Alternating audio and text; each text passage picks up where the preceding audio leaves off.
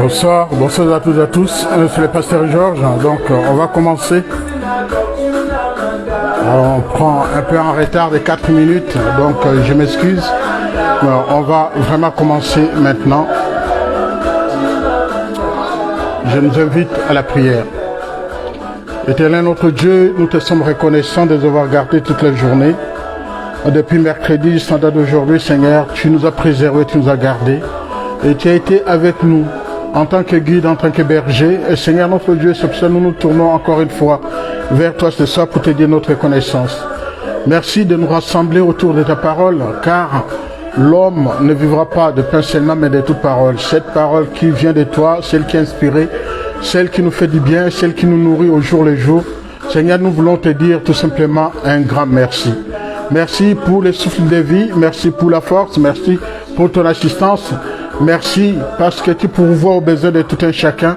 Merci aussi Seigneur notre Dieu. En nous tournant vers toi, nous pouvons que nous ressourcer, répartir sur de bonnes bases. C'est pour cela Seigneur, toi qui nous prêtes le souffle de vie, nous te disons merci. Merci pour ce temps qu'on va passer en ta présence dans l'étude de ta parole. Seigneur notre Dieu, je te prie tout simplement que tu puisses simplifier cette parole, qu'elle soit accessible à tout le monde et que nous soyons vraiment à l'écoute, réceptifs par rapport à ce que tu as à nous dire ce soir. Nous te disons encore un grand merci. Merci de bénir tes enfants, quelle que soit notre habitation, notre situation, notre statut. Seigneur notre Dieu, nous nous confions en toi et demandons tout simplement ton aide.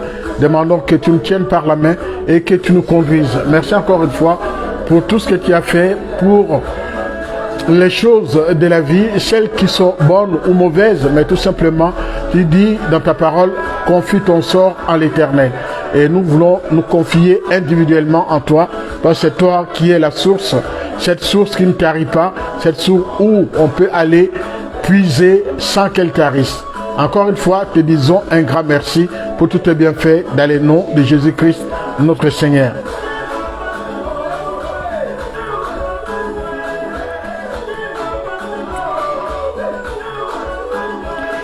Voilà, nous allons écouter un autre chant rapidement et puis après nous allons attaquer la parole de Dieu, l'étude de la parole de Dieu. Remarque que Dieu nous fasse du bien et je suis très content de savoir que nous sommes très nombreux à suivre cette émission. Je vous suis vraiment reconnaissant et vous dis vraiment un grand merci. N'oublions pas de partager, de faire du bien à quelqu'un et c'est parce que Dieu est au contrôle de toutes choses. Écoutons et puis après on suit les restes.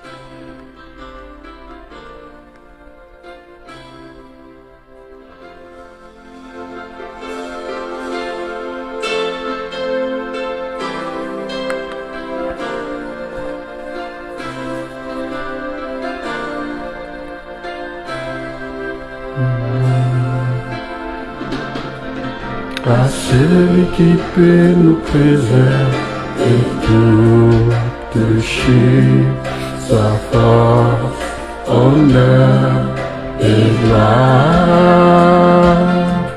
Un homme sont levés devant son trône, glorieux, auteur de toute grâce.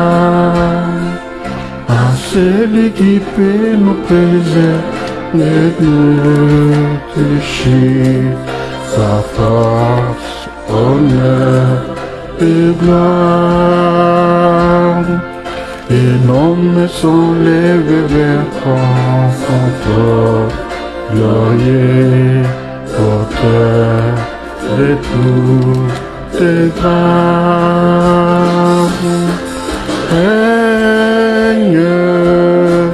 Seigneur Jésus, règne, reçois la louange pour l'éternité.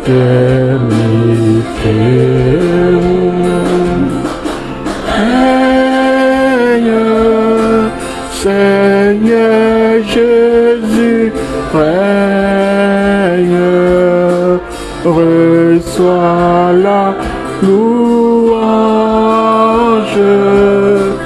pour l'éternité. Seigneur, reçois la louange qui t'est due.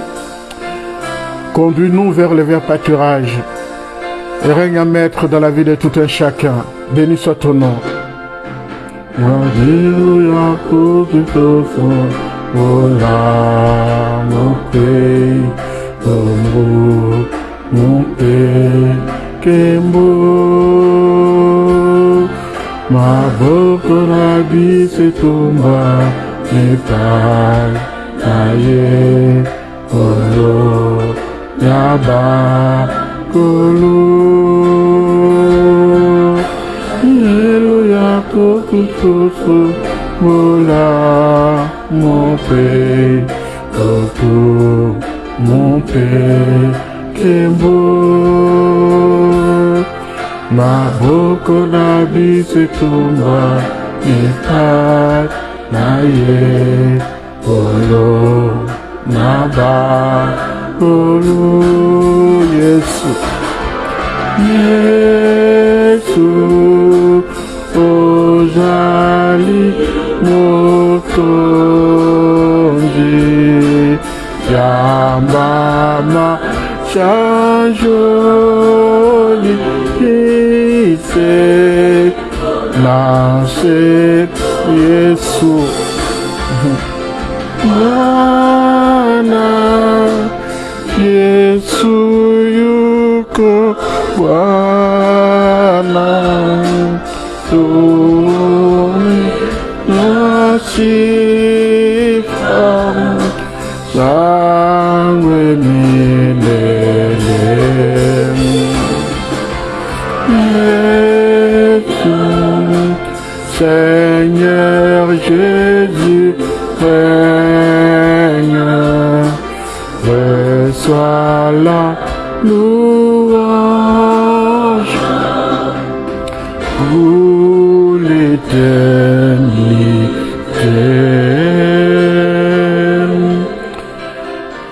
Seigneur, règne à maître dans la vie de tout un chacun. Te disons notre reconnaissance pour tous tes bienfaits. Merci de nous conduire et de prendre le contrôle de toutes choses. Nous allons maintenant nous rabaisser. Papa, que tu puisses nous conduire. Que ton esprit prenne le contrôle de toutes choses. Du début jusqu'à la fin, Seigneur, je veux que tu sois le maître de toutes choses. En toutes circonstances, Seigneur, tu nous dis de nous confier en toi. Et en même temps, Seigneur, nous reconnaissons notre petitesse. Nous voulons tout simplement honorer ta grandeur, ta souveraineté.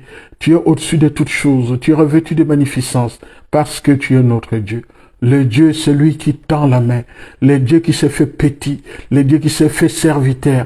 Le Dieu qui s'humilie. Le Dieu qui lave les pieds de ses disciples. Papa, oh là là. Je te dis tout simplement merci. Merci pour le souffle de vie. Merci pour la provenance, Seigneur, de toutes choses dans la vie de tout un chacun. Merci pour notre statut, quel que soit notre statut, notre situation, comme tu nous dis tout simplement en toutes circonstances que nous puissions glorifier ton nom, nous glorifions ton nom et disons tout simplement que Dieu soit élevé et qu'il soit loué dans le nom de Jésus-Christ, notre Seigneur. Mes frères et sœurs, ce soir, je vais tout simplement nous proposer un thème. Le thème en question, ça fait pas longtemps que tout le monde a pris en main cette notion de la personne du Saint-Esprit et chacun a essayé de sa façon parler de la personne du Saint-Esprit. Le Saint-Esprit dans ses œuvres. Le Saint-Esprit, c'est lui qui a été envoyé parce que Jésus dit, je m'en vais vers le Père, je vous enverrai les paraclets. Et en même temps, recommandant à ses disciples de ne pas quitter Jérusalem, de rester là, parce qu'il y avait quelque chose qui leur manquait. Il y avait cette chose-là qui manquait. C'est pour cela, ce soir, nous voulons tout simplement que cette chose-là puisse être vraiment des nôtres. Cette chose-là, c'est la personne de Jésus-Christ. La personne de Jésus-Christ, tout simplement, Jésus, c'est celui qui est avec nous. Et en même temps, pour associer la troisième personne de la Trinité, vous voyez, Jésus veut tout simplement que les trois, la Trinité, puissent participer à l'œuvre, à cette œuvre-là. Cette œuvre-là, salvatrice, pour toi et moi, parce que Jésus nous a rachetés. Il y a une semaine, nous avons plus de 10 jours maintenant, on a fêté la fête des Pâques. Voilà, les rachats. Et en même temps, il a fallu que quelqu'un meure à la place. Celui qui est mort n'est pas resté sous terre. Lui, il est ressuscité 3 jours plus tard. C'est pour cela, tout en restant avec ses disciples, il dit, il vaut mieux pour moi que je parte. Pour vous, il faut que je parte. Si je ne pars pas, le paraclet ne viendra pas. Il faut que les Saint-Esprit descendent. Alors quand vous ouvrez le livre des Actes, le chapitre 2, vous voyez comment la manifestation, comment le Saint-Esprit est descendu ce jour-là. Alors, mes frères et sœurs, ce soir, je vous propose un thème. Le thème en question, c'est l'œuvre du Saint-Esprit. L'œuvre du Saint-Esprit. Pour recevoir la personne du Saint-Esprit dans sa vie, il faut croire d'abord. Il faut accepter Jésus-Christ en tant que Seigneur et Sauveur. Pour que le Saint-Esprit vienne en toi, il faut que tu acceptes le Seigneur Jésus-Christ en tant que Seigneur et Sauveur. Si tu ne l'acceptes pas en tant que Seigneur et Sauveur, le Saint-Esprit ne viendra pas en toi. Le Saint-Esprit est celui qui vient le jour de ta conversion. Le jour de ta conversion, quand tu as accepté de suivre Jésus en faisant de lui ton Seigneur, ton Sauveur, c'est lui qui a payé à ta place et tu es passé, j'insiste bien, tu es passé par les eaux de baptême. Le Saint-Esprit est venu habiter en toi comme le jour de son propre baptême à lui, à Jésus-Christ, quand il s'est fait baptiser par Jean-Baptiste, c'est la colombe, le Saint-Esprit qui vient sous forme de la colombe et la Trinité, on entend la voix du Père, on voit la colombe qui vient, les trois étaient réunis le jour de son baptême. Et cet après-midi ou ce soir, pour quelques personnes, je vous dis tout simplement, nous allons parler de l'œuvre de l'Esprit. L'œuvre de l'Esprit, mais pour mieux comprendre les choses, je vous invite à la lecture de la parole de Dieu. Nous allons commencer à partir de Jean chapitre 16. Jean chapitre 16, je vais lire à partir du verset 8. Plutôt, je vais commencer à partir du verset 4, comme ça pour mieux comprendre ces choses-là, pour mieux comprendre qu'on soit vraiment dans le même dispositif. C'est normalement c'est Jean 16, le verset 8 à 11, mais j'aimerais bien commencer à partir du verset 4 pour mieux comprendre les choses. Il est écrit: je vous ai dit ces choses afin que lorsque l'heure sera venue, vous vous souveniez que je vous les ai dites. Je ne vous en ai pas parlé dès le commencement parce que j'étais avec vous. Maintenant, je m'en vais vers celui qui m'a envoyé et aucun de vous ne me demande « Où vas-tu » Mais parce que je vous ai dit ces choses, la tristesse a rempli votre cœur. Cependant, je vous dis en vérité, il vous est avantageux que je m'en aille. Car si je ne m'en vais pas, le consolateur ne viendra pas vers vous. Mais si je m'en vais, je vous l'enverrai. Et parce qu'il sera venu, il convaincra le monde en ce qui concerne les péchés, la justice et le jugement. Verset 9. En ce qui concerne les péchés, parce qu'ils ne croient pas en moi, la justice, parce que je vais au Père et que vous ne me verrez plus, le jugement, parce que le prince de ce monde est jugé. D'abord, il faut comprendre l'œuvre de l'Esprit. C'est celui, le Saint-Esprit nous convainc de notre péché, si vous avez bien suivi cette première lecture qu'on vient de faire. Le verset 9, je l'ai dit et je reprends, en ce qui concerne le péché, parce qu'il ne croit pas à moi la justice, parce que je vais au Père et que vous ne me verrez plus. Voilà, le Saint-Esprit, c'est celui qui nous convainc de notre péché. Jean 16, le verset 9, il nous convainc de notre péché. Et il faut que Jésus-Christ parte. En même temps, non seulement il nous convainc de notre péché, il parle aussi de la justice parce qu'il parle de jugement. Un enfant de Dieu ne peut pas oublier qu'il y aura un jugement. Et ce jugement-là, chacun de nous sera amené ou appelé à se justifier de ce comportement, de ce qu'il a fait ici-bas. Chacun de nous individuellement. Personne ne pourra dire, c'est mon père qui ira se présenter devant les juges. Non, c'est ma mère, absolument pas. C'est toi-même qui iras te présenter devant le maître. Et c'est ce jour-là, il va étaler toute ta vie passée ici-bas, à toi maintenant de te justifier par rapport à tes faits et actes et tout ce que tu as fait ici-bas. Si tu as haï, tu as injurié, tu as méprisé, tu as marché dessus, tu as craché, tu devras répondre aux questions du juge. C'est le juge qui te posera ces questions-là, à nous aussi de répondre, de répondre.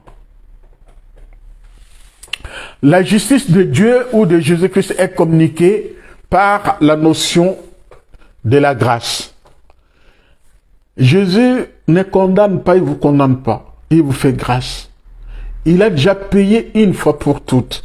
Maintenant, c'est à nous de faire attention par rapport à notre comportement, par rapport à ce que nous faisons ici-bas. Si le Saint-Esprit nous convainc de notre péché, comme on vient de le lire, Jean chapitre 16, le verset 9, il est plus important de savoir qu'il n'y a pas que le jugement. Il y a aussi la notion de la grâce qui est associée à la notion de jugement. Dieu nous gracie par rapport à notre comportement, par rapport à ce que nous avons fait. C'est là où Dieu veut tout simplement se rapprocher de nous. Pour te gracier, il faut avoir commis une faute et il faut avoir été jugé, condamné. Et c'est en ce moment-là, puisque tu es condamné, que on va te gracier, c'est-à-dire te pardonner par rapport à ce que tu avais fait. Jésus est celui qui te pardonne. Et lors de la conversion, mes frères et sœurs, nous voyons que le Saint-Esprit vient à nous, il vient habiter en nous. Il y a une transformation radicale. C'est pour cela qu'il dit, vous verrez la différence entre ceux qui servent le Seigneur et ceux qui ne le servent pas. Lors de ta conversion, il doit y avoir un changement radical. On ne peut pas te confondre avec celui qui ne croit pas ou celui qui n'est pas converti. C'est pour cela l'apôtre Paul, quand il est écrit aux Corinthiens, quand on parle de la nouvelle créature, c'est-à-dire on ne peut plus voir en toi ce que tu étais hier. On doit voir en toi ce que tu es à partir de maintenant que tu as cru, tu crois, tu confesses que Jésus-Christ est le Seigneur et Sauveur. À partir de là, les gens commenceront à te juger à partir de cet instant. C'est-à-dire ton passé reste ton passé. Tu n'as pas à regretter ton passé pour revenir en arrière, mais au contraire, tu dois te tourner vers l'avant. Quand le Saint-Esprit vient, la transformation, elle est radicale. On doit voir la différence en toi. On doit voir tout simplement que cette personne, c'est plus la même. On ne peut pas dire que tu es la même personne. Si on te dit toujours que tu es la même personne, cela veut dire qu'il y a un problème qui se passe en toi. Et c'est à partir de ce moment-là que tu dois te transformer. Sois béni, ma sœur. C'est à partir de ce moment-là que Dieu doit venir habiter en toi. Car le Saint-Esprit vient habiter en toi. Parce qu'il est écrit que nous sommes les temples du Saint-Esprit. Dans ce temple qu'est votre corps, mes frères et sœurs, il y a cette transformation-là. La transformation, on doit la voir. Cette transformation-là, elle est visible. On ne peut plus cacher. Celui qui prie, celui qui croit, celui qui confesse, on doit voir en toi la transformation totale. Personne ne peut dire tout simplement que, ou personne ne peut dire, oui, lui, on les connaissait hier, il était pareil, il buvait, il draguait, c'est un coureur du jupon, ou celle-là, elle se promenait, elle courait après les mecs, c'est toujours la même, même si elle va à l'église. C'est comme tout à l'heure, je suivais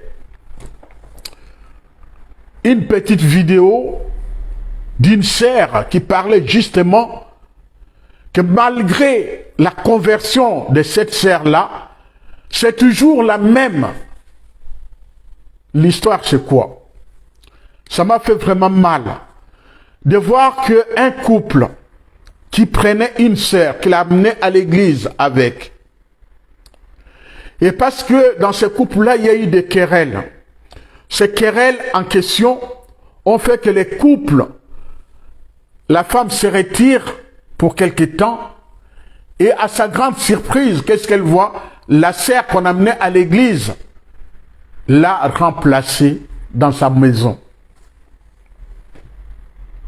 Et sa question, c'est de savoir, est-ce que je vais retourner dans cette église-là puisque les pasteurs étaient prêts à bénir ce nouveau couple?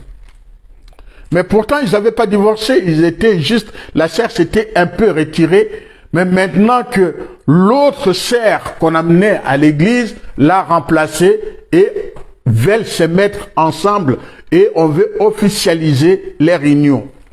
Est-ce que ça s'est fait? Dans la même église, voilà comment les comportements des gens se passent. Mais ici, quand le Saint-Esprit est en toi, il y a cette transformation, il y a cette façon de voir les choses. Les choses changent complètement. Quelles sont les choses qui changent dans ta vie? Quelle est cette chose qui a changé dans ta vie quand tu as accepté Jésus-Christ en tant que Seigneur et Sauveur? Les manifestations du Saint-Esprit, ça partit des dons. Les dons que tu as reçus les jours de ton baptême, quand tu as accepté Jésus-Christ en tant que Seigneur et Sauveur. Quand tu prends la première aux Corinthiens, le chapitre 12, il nous est étalé les dons qu'on reçoit. Il y a plusieurs dons. Et beaucoup, il ne faut pas confondre les dons parce que j'ai les dons, forcément, je peux devenir pasteur. Non. Tout le monde n'est pas appelé à devenir pasteur. Il y a les dons de chanter, les dons d'accueil, les dons d'encourager, les dons de prophétie, les dons de guérison. Il y a plusieurs dons.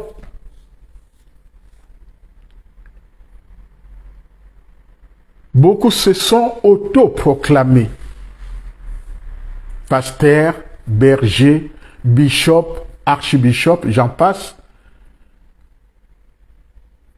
Mais pour se rendre compte que l'appel, c'est cet appel-là qui vient vraiment de Dieu, de Jésus. Si Dieu t'a vraiment appelé, on doit voir la manifestation du Saint-Esprit dans toi. Mais si tu tournes en rond, il faudra te poser la question. Quand tu acceptes le Seigneur en tant que Seigneur, en tant que Sauveur, c'est comme si on a mis en toi un tampon. Vous voyez les tampons qu'on met, c'est-à-dire vous devez voir ces tampons-là. Les tampons, c'est-à-dire que ici, les gens, c'est vraiment c'est quelque chose d'authentique. C'est vraiment, on peut authentifier que cette personne, c'est vraiment la personne qui a cru et qui croit. Et on doit voir à toi, au risque de me répéter, on doit voir à toi la transformation, la différence. C'est pour ça que la parole de Dieu dit, vous verrez la différence entre ceux qui servent le Seigneur et ceux qui ne le servent pas. Le Saint-Esprit, est-ce que c'est réservé pour une catégorie de personnes? La réponse est non, c'est pour tout le monde. Du moment où tu acceptes le Seigneur en tant que Seigneur et Sauveur, tu reçois ces jours-là le Saint-Esprit. Et ces manifestations, beaucoup parlent ou insistent beaucoup plus sur la notion de parler en langue. C'est une des manifestations du Saint-Esprit. La glossolalie. Le mot qui est utilisé, glossolalie, c'est-à-dire le fait de parler en langue. Alors, la différence, c'est quoi? Nous voyons dans nos églises, des fois les gens disent, on va prier en langue maintenant. Et je me pose la question de savoir, certes, on va prier en langue, oui, mais et ceux qui ne parlent pas en langue, que deviendront-ils? C'est comme si vous cassez les groupes en deux. Il y a de ceux qui parlent en langue et de ceux qui ne parlent pas en langue. Ceux qui parlent en langue vont s'enorgueillir, c'est-à-dire c'est une des manifestations manifestes du Saint-Esprit, vont dire que nous, on a le Saint-Esprit. Et ceux qui ne prient pas en langue vont se sentir lésés en quelque sorte. Laissez le Saint-Esprit conduire les choses. Laissons le Saint-Esprit conduire l'assemblée, la réunion, comme lui il veut. Mais ce n'est pas à moi de dire, prions en langue. Ça, nous allons prier. Et celui qui n'a jamais prié en langue fait quoi? Se taise. Maintenant, c'est à nous maintenant d'aller demander au Saint-Esprit de nous aider. De nous aider à franchir un cap. C'est-à-dire, j'étais là, il faut que je monte un escalier, deuxième, troisième, ainsi de suite. Après la conversion, nous voyons, comme je l'ai dit, on va lire dans 1 Corinthiens. On va lire dans 1 Corinthiens, le chapitre 6, le verset 19.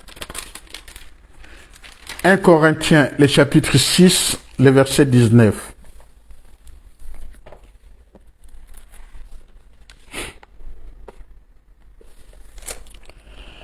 Il est écrit, 1 Corinthiens, au chapitre 6, le verset 19. Ne savez-vous pas que votre corps est le temple du Saint-Esprit qui est en vous, que vous avez reçu de Dieu et que vous ne vous appartenez point à vous-même, car vous avez été rachetés à un grand prix. Glorifiez donc Dieu dans votre corps et dans votre esprit qui appartient à Dieu.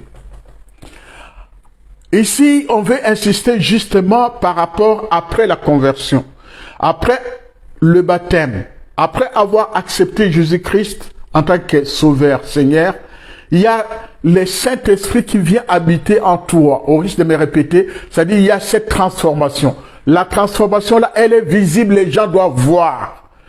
Quand le Saint-Esprit est en toi, il te convainc de ton péché. Je viens de dire dans Jean chapitre 16, le verset 9, il te convainc de ton péché. Maintenant, ça lui aussi, à la suite de la lecture qu'on vient de faire ici, on voit tout simplement cette différence-là. La différence entre ceux qui servent le Seigneur et ceux qui ne le servent pas. Toi étant devenu le temple du Saint-Esprit, les gens doivent se rendre compte de cette différence-là et c'est visible, tu ne peux pas cacher. 16. Je reprends. Je vais commencer plutôt à partir du verset 15. 1 Corinthiens, le chapitre 6, à partir du verset 15. Ne savez-vous pas que votre corps sont des membres de Christ? Prendrais-je donc les membres de Christ pour en faire les membres d'une prostituée? Loin de là. Ne savez-vous pas que celui qui s'attache à la prostituée est un seul corps avec elle? Car est-il dit, les deux deviendront une seule chair. Wow. Le verset 19. Ne savez-vous pas que votre corps est le temple du Saint-Esprit qui est en vous et que vous avez reçu de Dieu et que vous ne vous appartenez point à vous-même car vous avez été rachetés à un grand prix. Et si c'est le rappel, tout simplement par rapport à ce que nous faisons, par rapport à notre comportement. Un enfant de Dieu doit se comporter comme tel. Un enfant de Dieu ne peut pas se souiller. Un enfant de Dieu ne peut pas s'adonner à la prostitution. C'est très important, mes frères et sœurs. Sois béni, ma fille. Que Dieu te bénisse. C'est très important pour nous que Dieu soit au contrôle, que ce Dieu-là puisse travailler en toi. Quand tu as reçu le Saint-Esprit, les gens doivent voir la différence. On doit voir cette personne-là n'est pas comme les autres. Tu ne te comportes pas comme les autres. Qu'est-ce qu'il y a en toi? Qu'est-ce qui est en toi? Pourquoi tu ne te comportes pas comme les autres? Oui, c'est parce qu'il y a cette différence. Tout simplement. Je ne fais pas les choses comme tout le monde. C'est une question d'habitude. Mais c'est une question de montrer tout simplement par mon comportement, je peux faire venir les gens à l'église comme je peux les faire fuir. Mais si je les fais fuir, là, par contre, j'aurai des comptes à rendre à Dieu. Je dois montrer l'amour que Dieu a pour l'humanité.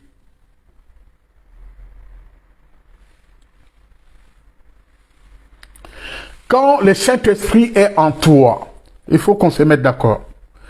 Quand le Saint-Esprit est en toi, il nous convainc des péchés. Il y a la justice de Dieu. Il y a le jugement sur le mal. Quand tu agis mal, le Saint-Esprit te le fait connaître et savoir. Et quand le Saint-Esprit est vraiment en toi, il opère la nouvelle naissance. Et tu deviens, voilà, tu es scellé par le sang de Jésus-Christ.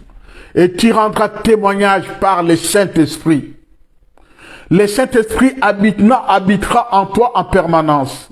Le Saint-Esprit te rendra vraiment sensible à l'amour de Dieu. Il va te révéler des vérités spirituelles. Il va te transformer, te sanctifier. Il va te diriger. Il te mènera sur la marche d'un chrétien. Tu ne vas plus te comporter comme monsieur tout le monde. Tu seras quelqu'un qu'on a mis à part. Comme les apôtres disent, mettez-nous à part. Choisissez quelques personnes, mettez-les à part pour les services. Mon frère, ma sœur, Dieu t'a mis à part. Pourquoi? C'est pour les servir.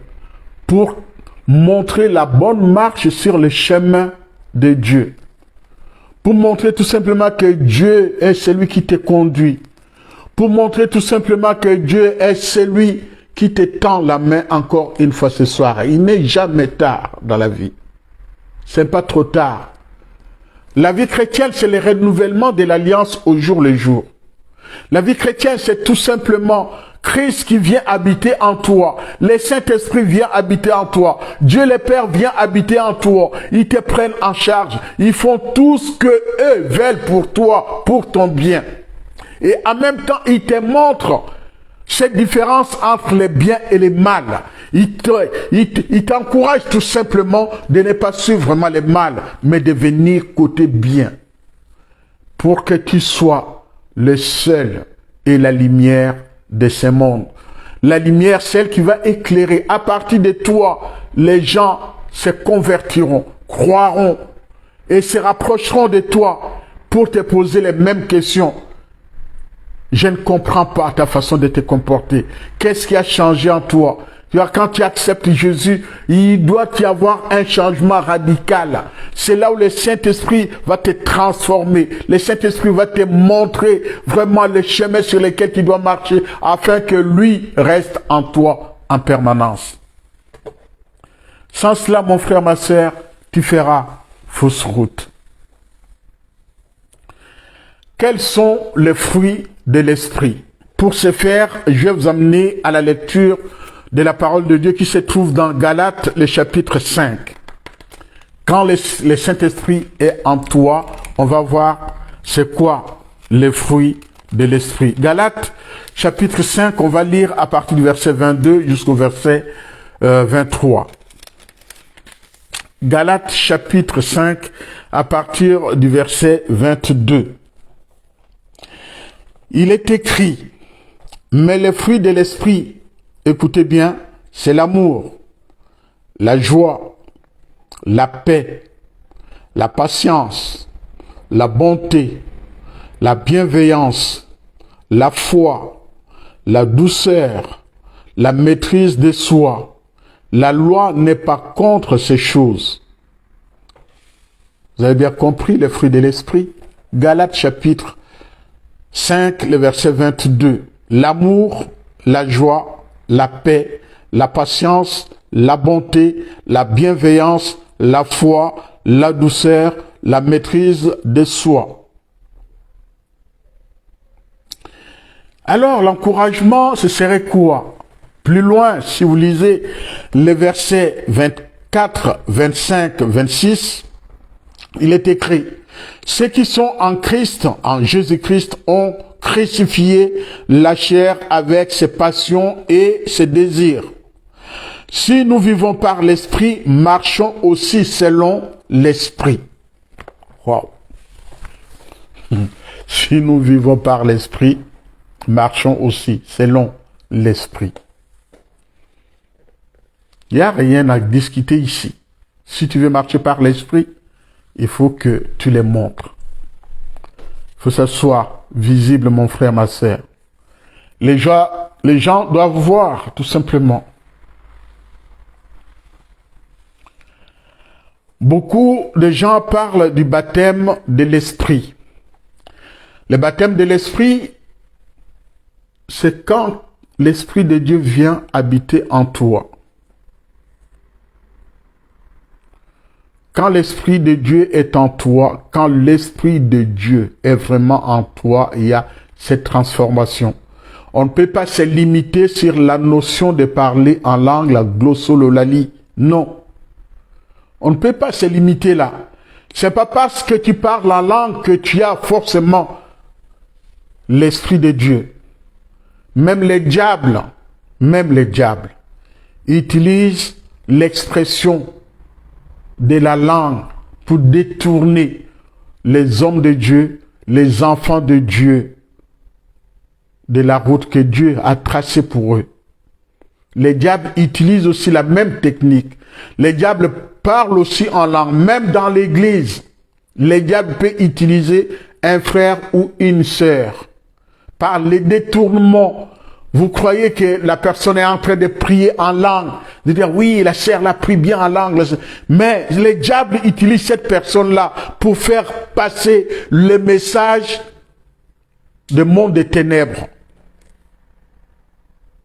C'est à nous de faire beaucoup plus attention. C'est pour cela, quand je vais à l'église, je ne vais pas parce que j'ai envie d'aller me promener. Non, je vais à l'église, c'est parce que je suis équipé. Je suis vraiment fort. Je peux affronter. Je peux confronter aussi.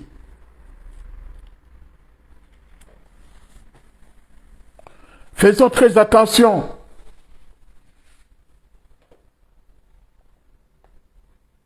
Faisons très attention.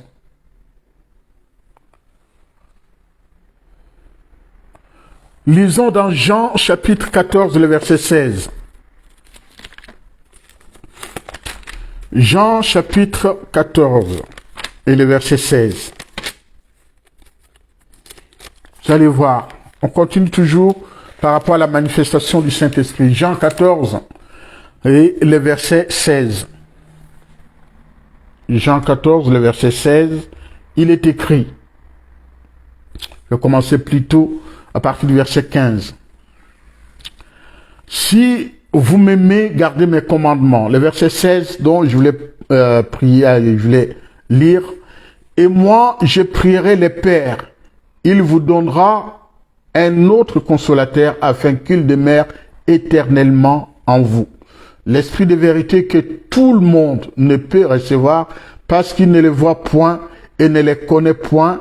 Mais vous les connaissez, car il demeure en vous et il sera en vous. Je ne vous laisse pas orphelin, je reviendrai à vous encore un peu de temps. Et le monde ne me verra plus, mais vous me verrez, car je vis et vous vivrez aussi. Donc vous dire que quand on reçoit le Saint-Esprit, quand tu les reçois, le Saint-Esprit ne peut pas te quitter. La parole de Dieu, elle est claire ici. Le Saint-Esprit a son habitation en toi. Ça renvoie au texte qu'on vient de lire en disant que nous sommes les temples du Saint-Esprit. Quand tu es le temple du Saint-Esprit, le Saint-Esprit ne peut pas te quitter, mon frère, ma soeur. Il doit rester en toi. Méfie-toi des gens qui disent, oui, il était fervent, il était ceci, il était cela, maintenant. C'est-à-dire, on est en train de te juger par rapport à ton passé. Maintenant, ce n'est plus le cas. Pourquoi? C'est toi-même qui a montré ou qui a donné cette occasion-là de jugement. L'occasion de jugement. Mon frère, ma sœur, faisons très attention par rapport à notre vécu ici-bas. Où le Saint-Esprit est à moi, on voit les manifestations. Où il n'est pas à moi, mais ce sera les manifestations du monde des ténèbres. Et ça, tu feras fuir les gens de l'église. Voilà, j'ai dépassé largement le temps. Il y a beaucoup de choses à dire, mais nous reviendrons un peu le vendredi.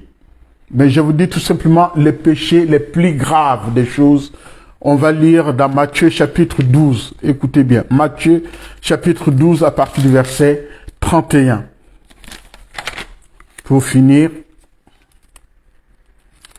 Matthieu chapitre 12 à partir du verset 31 et 32. Les péchés contre le Saint-Esprit.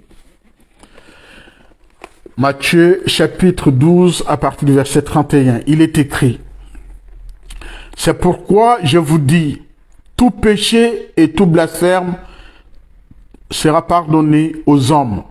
Mais les blasphèmes, c'est-à-dire le péché contre l'esprit, ne sera point pardonné. Je reprends. C'est pour cela, je vous dis, tout péché et tout blasphème sera pardonné aux hommes. Mais les blasphèmes contre l'esprit ne sera point pardonné.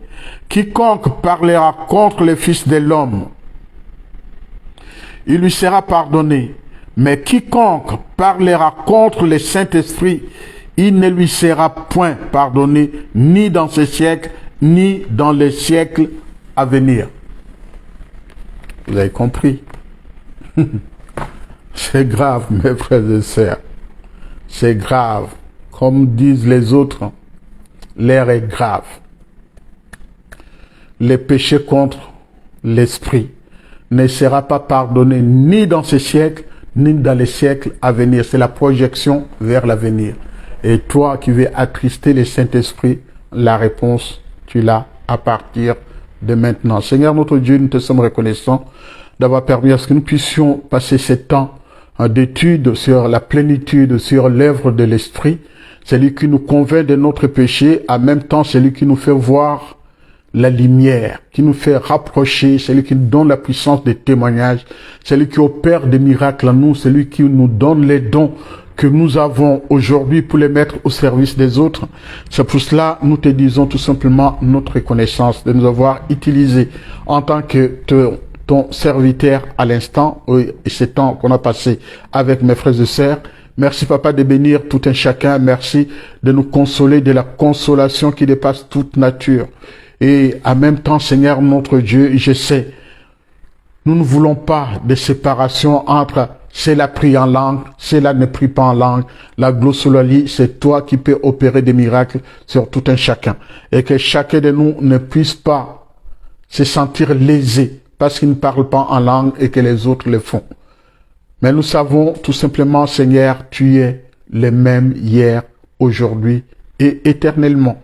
Tu donnes à qui tu veux, peu importe les dons, et tu les donnes à qui tu veux.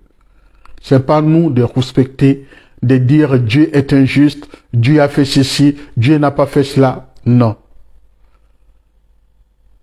Recommande ton sort à l'Éternel, il va te délivrer et que, Seigneur, tu apportes cette délivrance dont ton peuple a besoin et pardonne, Seigneur, nos iniquités, notre péché. Nous nous approchons de ton trône de grâce parce que nous savons, comme nous l'avons lu, tu as payé un si grand prix. Ce serait dommage de voir l'œuvre de la croix, vraiment partir comme ça, sans qu'il y ait d'effet. Mais moi, j'ai confiance en toi, je me réjouis en mon Dieu. Je suis très content de savoir que je fais partie de cette grande famille. Merci Seigneur de bénir toutes les personnes qui nous ont suivis, qui nous ont accompagnés tout au long de cette étude, que tu bénisses tout un chacun et que tu les accordes ce dont ils ont besoin. Saint-Esprit, encore une fois, te disons notre reconnaissance, te disons un grand merci.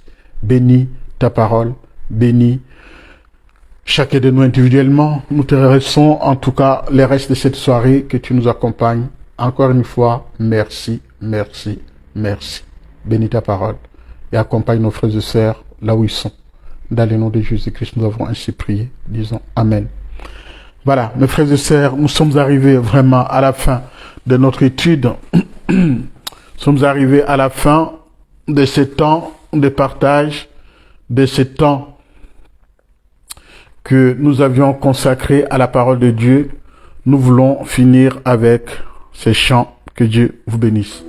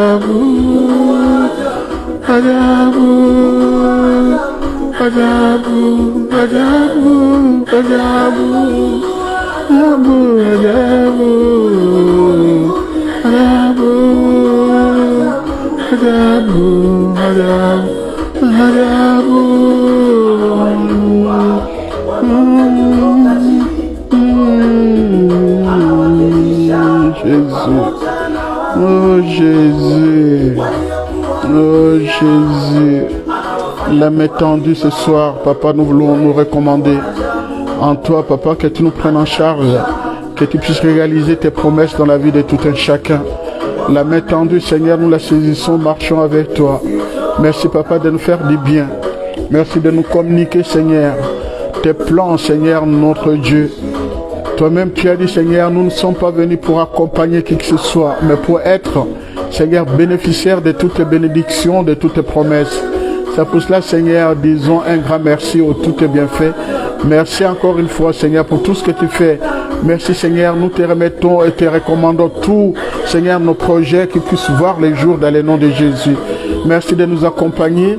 Merci, Seigneur, notre Dieu, de prendre soin de nos progénitures, de nos enfants, de nos sœurs, de tontons, de tatas, de tout le monde, Seigneur, notre Dieu. Merci de bénir tes serviteurs. Merci, Seigneur, de nous accorder la sagesse dont nous avons besoin pour la gestion de ton œuvre. Je te prie, Seigneur, notre Dieu, que tu étends ta main, Seigneur, sur tout un chacun. Maintenant que, Seigneur, chacun de nous reçoive la bénédiction que tu as promis dans le nom de Jésus-Christ, notre Seigneur. Voilà, mes frères et sœurs, nous sommes arrivés vraiment à la fin. Nous disons tout simplement un grand merci à notre Dieu de nous avoir conduits. Soyez bénis et prenez bien soin de vous. Je vous dis à vendredi 21h. Que Dieu vous bénisse.